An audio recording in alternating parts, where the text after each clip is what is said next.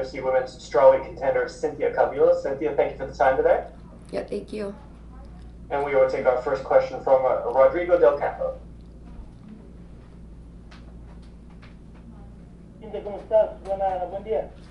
Mucho gusto, bien, sí, buen día. Oye, ¿cómo te sientes? Primera pelea en las 125 libras, obviamente, algunos ajustes, cambio de equipo, tuviste que pagar por el tema del COVID, ahora estás de regreso. ¿Cómo te sientes para la pelea? Bueno, obviamente es un tiempo difícil para todo el mundo ahorita, pero estoy muy feliz de que ya se están comenzando a normalizar todas las cosas, todo el mundo, y pues me siento con mucha energía y pues mucha ansiedad para comenzar a pelear a este peso porque me siento más saludable y más fuerte. Tenías una pelea complicada originalmente contra Antonina, pero ahora una pelea mejor en todos los aspectos, ¿no? Pelea estelar, la número 1 del ranking, que es Jessica Ay. ¿Qué te puede dar una victoria ante Jessica en esta primera pelea en las 125 libras? Bueno, esta pelea se va a significar bien, algo muy grande para mí, la pelea más grande de mi carrera. Yo creo que sí, cuando le gane a Jessica este sábado me van a poner ahí pues, junto a los nombres que van a estar cerca a pelear el título, ojalá el top 5. Una última pregunta de mi parte, Cintia. ¿Quién va a estar en tu esquina este fin de semana? Nuevo equipo, pero obviamente varias restricciones. ¿Quién te va a acompañar en la esquina este fin de semana? Este sábado me va a acompañar mi coach Ron Kessler y dos personas de mi equipo. Perfecto, Cintia. Muchísimas gracias y mucha suerte el sábado. Gracias a usted. And we will take the next question from Damon Martin with MMA Fighting. Cynthia, obviously this is a big opportunity in your first flyweight fight. You were going to fight Antonina Shevchenko, and now you're getting Jessica Ai in a main event. What was your reaction when you not only got the name, but also found out you're going to be in a main event in your flyweight debut? Honestly, I was really excited. I was a bit surprised. It's one of those things where if you don't ask, you're not gonna get it. So, I was wanting to get a fight lined up, hopefully more so, not in such a short notice, but in July because the gym had just gone opened up again through this pandemic. And I was noticing that everybody was getting matched up, in the flyweight division, and I was like, man, especially at my fight had got canceled originally with Antonina. I was like, who's available? And there was only like 2 people available, and one of them happened to be Jessica Ai. So I shot my manager a message and I said, hey, does Jessica have anything lined up? She doesn't. I would love to fight her in July. And he's like, well, let me check. And then they came back with, well, how about main event in 3 weeks? I'm like, holy crap. I was like, okay, yes. So it's just one of those opportunities you just do not say no to. So I'm really excited. I was surprised with the main event slot, but and even so, I know that it's like kind of a bit of a risk for Jessica Ai to, take a fight with somebody who's at a lower rank. What does it say, though? I mean, not that the odds are going to tell you how the fight's going to play out, but the odds are very even going into this fight. I think it's literally a pick 'em. I mean, what does that say about you and your skill set that you bring into this, that you're facing the number 1 ranked flyweight on your debut, and most people believe this is a toss-up? Yeah, I mean, I think it's great. I think people can see what both of our strengths are. She's very strong and fire and aggressive. I am as well. So I can see how people can think it's like, can go either way. And especially me coming up and, some people, respecting my skill, but also trying to maybe assume that I might be a little bit too small for the division. But I think this is a perfect weight division for me. You've never ignored the weight cutting issues that you had at strawweight. Obviously, you had a lot of success at strawweight, but you did have those weight cutting issues. Now you are at flyweight. Kind of a 2-part question. How much better do you feel that you're not, going through a weight cut right now, or at least as severe as a weight cut? And do you feel like flyweight will be your permanent home, at least for the foreseeable future? Well, I feel great. I mean, I'm able to eat and actually supplement my body correctly while I'm pushing hard through these training sessions, and I felt like whenever I would fight at strawweight, I would be trying to force myself to walk around a lot lighter. And it was very difficult for me because towards maybe the 2-3 weeks going left in the camp, I feel weak. My confidence kind of goes low because I feel like normally my training partners that don't push me around can push me around, and it doesn't feel that way at flyweight. At flyweight, I can push hard all the way to the end of fight camp. So I'm definitely planning to stay here for a very long time. I will, of course, though, go back for the right fight. I will definitely drop down to strawweight if the right fight presents itself. But for now, flyweight is my new home. And last question for me. I know you've had a bit of switch in training. You previously worked with Justin Buchholz, and worked a little bit with Team Alpha Male, worked in Sacramento. And correct me if I'm wrong, but you were working at AKA, right, for this camp? Correct. I went back home to my hometown, San Jose, California. I was born and raised, and I get to spend time with my family, and I get to train at one of the best gyms in the world. So it was a no-brainer to go back there and train there, especially during these difficult times.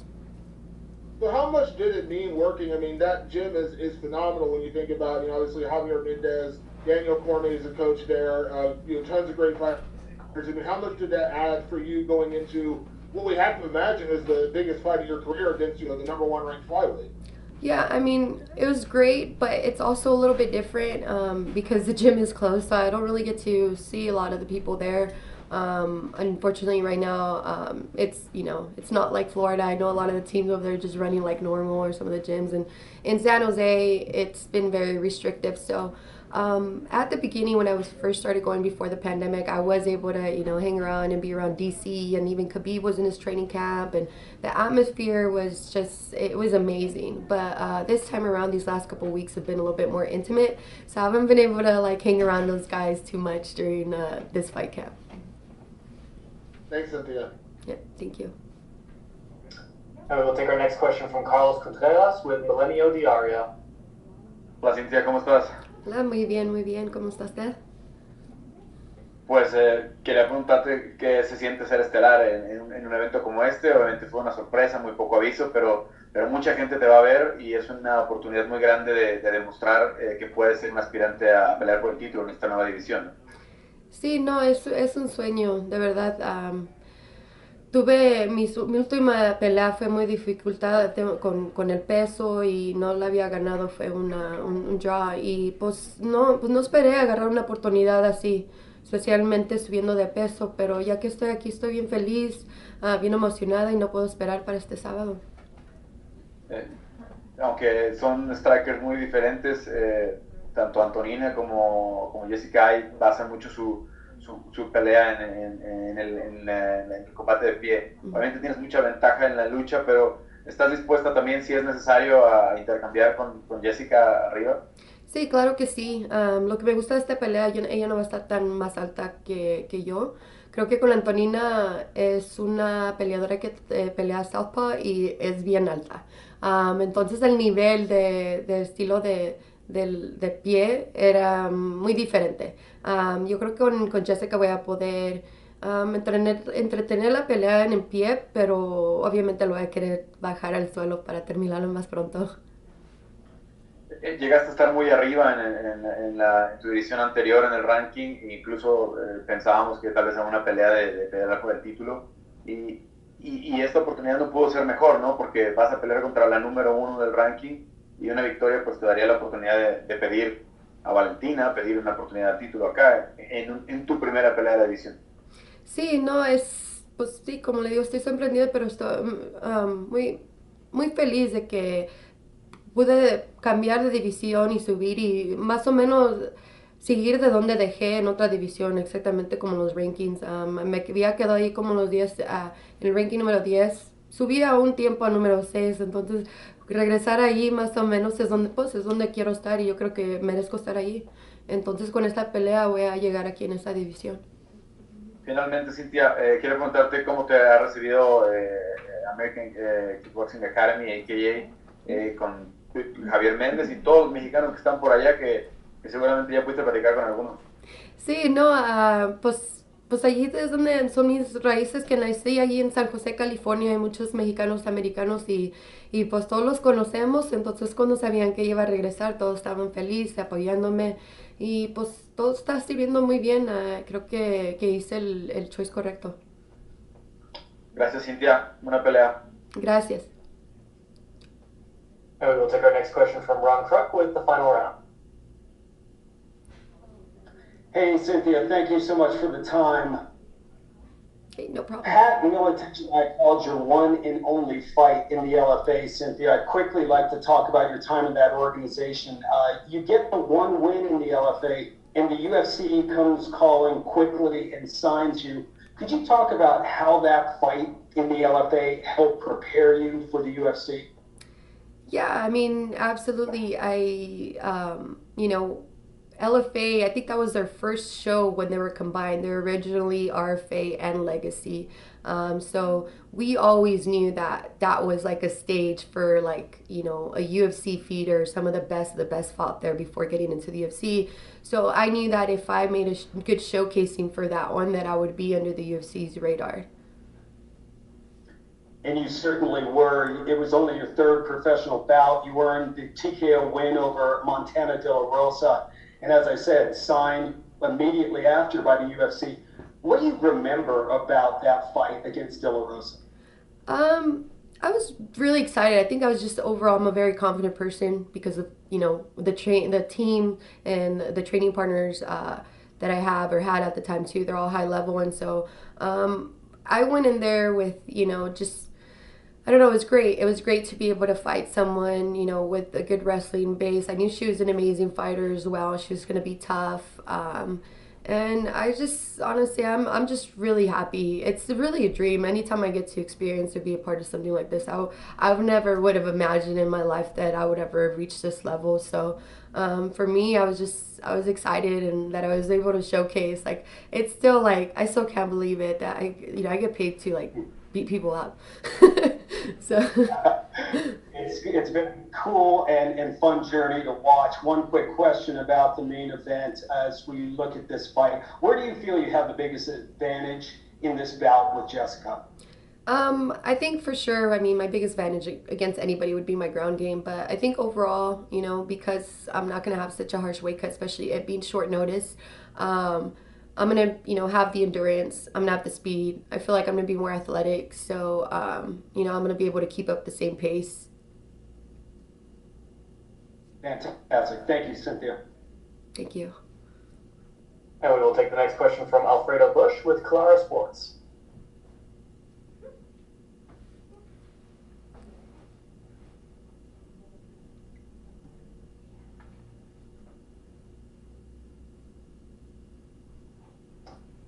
Hola, hola, ¿me escuchas? Sí, sí, lo escucho bien. Perfecto, qué bueno, sí. Oye, para preguntarte acerca de qué tan acostumbrada estás a la división. Es decir, una cosa es que cambies, que vayas hacia arriba, pero qué tan acostumbrada estás a poder pelear el 125. No, pues yo comencé en mis días de amateur, peleé unas peleas a 135 y luego las demás fueron a 125. Ya después cuando hice mi primer pelea de debut de profesional, peleé una a 125 y luego bajé a 120 porque a ese tiempo no había la división de 125 en el UFC. Entonces dije, pues voy a tener que hacer así más, obviamente más estricto con la dieta y pues me sentía un poquito más débil, pero dije, voy a hacerlo porque es la única división y mi último goal es llegar al UFC. Entonces la segunda pelea fue a 120, la tercera a 115 y luego entré al UFC. Entonces, ya después de muchos tiempos y ya que me ha sido difícil tratar de seguir peleando ahí, creo que es tiempo para regresar donde yo creo que merezco, tengo que pelear a 125 porque el 115 era muy difícil para mí para cortar ese peso. Y justamente el que te sientas mejor ahí, que tengas más fortaleza en ese aspecto, incluso mentalmente, ¿qué tanto te da una ventaja sobre Jessica en este caso para la pelea de este fin de semana? Sí, pues es una ventaja grande porque cuando unos cortan mucho peso, tienen miedo que a lo mejor se van a cansar o le va a afectar en la pelea. Y pues es algo que yo no me voy a tener que preocupar, voy a poder pelear 5 rounds fuerte, porque igual como si fuera otro día de entrenamiento. No voy a estar sufrida, esta semana he comido muy bien, entonces me siento mucho más mejor y creo que esto es lo que me va a ayudar más a mí. La última de mi parte, el cambiar, el que te llegue todo de repente, ¿no? En medio de la pandemia, pero que tengas un main event y que además sea una pelea que no sea de 3, sino de 5 rounds, ¿Cómo te hace sentir que además el UFC haya pensado en ti para decir, bueno, no importa, vamos a ponerla en esta contienda? Bueno, es una oportunidad que no puedes, que tienes que tomar. No la puedes negar. Yo al principio quería pelear en julio porque especialmente donde el pandemic se habían cerrado los gimnasios, pero ya que los abrieron y pues yo estuve entrenando afuera del gimnasio para estar lista en caso ya cuando abrieran, pero um, no, la verdad yo estoy bien emocionada y feliz. Yo creo que sí es algo que vamos a tomar, que es algo de que es 5 rounds en vez de 3 rounds, pero ella está en el mismo lugar que yo. No es como si estoy yendo contra alguien que no está yendo por un pandemia que no le ha afectado a ella, porque yo sé que también le cerraron el gym. Ella no sabía, no tuvo mucho tiempo para entrenar, entonces todos estamos como pues en el mismo lugar tratando de hacerlo mejor en este tiempo. Perfecto, muchas gracias, que te vaya muy bien. Sí, gracias a usted. And we will take our next question from Gabriel Gonzalez with Cape Side Press. Hi, Cynthia. Quick question. Training out of AKA, do you know if Daniel Cormier is commentating this week? I'm not sure. I don't think he is, but I'm not sure. I ask because with no fans, people have talked about, oh, they can hear Cormier, he's the cheat code. And Yeah, I was gonna ask you, I would have had an extra corner there. I was going to say, if he was, or do you feel like you would take advantage of that to kind of listen out for him if that were the case? But I'm going to be listening to everybody. I'm going to listen to commentators. I'm going to listen to her team so I know what the heck is coming, But obviously, and it's funny because I've actually, that's actually something that I've done in other previous fights. I mean, I've never fought when there was no crowd, but obviously at a smaller venue, and I can hear their corners. So I remember just almost listening to their corner, knowing what's going to come before, listening to my corner. So, I'm excited. I'm excited to see what that's going to be like. I think it's going to be a game changer for sure. Can you talk about your personal experience this week? Obviously, you go through all the things, the testing, they have you isolated. Can you just talk about how that's been for you personally and just the mood? I mean, it's been honestly very different from other fight weeks, that's for sure. Especially here in Vegas. I don't think I've ever seen Vegas, so down. It's always so vibrant, people everywhere going crazy. So it's definitely been more chilled out, more security. So we're taking extra precautions. The UFC's been doing a great job to make sure that we're taking care of them, that we're safe, and we don't got people coming in and out. And it's been going great so far. We're dealing with it the best way we can. I'm so happy that that we're able to come back, especially during this time. I know a lot of people can't work, so I'm extremely happy that the UFC's been able to make this happen. You've talked about your experience against now current UFC flyweights in the past, and I want to ask you about one of them because Joanne Calderwood, who's going to be fighting for the title. I mean, this is now your division. How do you see that fight going with JoJo and Valentina? I mean, I think it's gonna be a lot closer than what most people think. I feel like Joanne Calderwood has made a lot of improvements since moving here to Vegas, and I think it's gonna be definitely a more difficult fight for Valentina. But for right now, I really don't see anybody giving her a tough time right now as far as the top 5. As an athlete, this isn't a big fight, obviously, former title challenger, main event on ESPN. You win this one, it's very easy to be like, hey, it's not a deep pool for Valentina, right? How do you, as the athlete, stay focused, make sure you're treating Jessica Eye with the respect she needs, and not get too ahead of yourself when you know the situation in flyweight? Yeah, I never look ahead. I mean, ahead of what my, opponent. For me, whoever I'm fighting, they're going to be, the toughest opponent that I have to date. I don't look past that at all. I understand that she is the #1 ranked fighter and where this could take me. But, I'm a fighter. This is what I'm here for. But I never look past my opponents. Right now, the only thing I'm worried about is Jessica Eye. Perfect scenario. Get a big victory on Saturday night. Some parts of Vegas are opening up, some have not. Have you thought about how you would celebrate if you can? Sorry, what? Have you thought about how you would celebrate if you can? Oh, how I would celebrate if I don't know. I'll still probably like eat pizza or something. So hopefully I can still find pizza after my fight. That's always like my main thing, pizza and gummy bears. What are the toppings for your pizza? What's Yeah. the spike pizza look like? I'm sorry? Toppings for your pizza. Oh, I can do like pepperoni with pineapple and jalapenos. It sounds It's good. pretty good.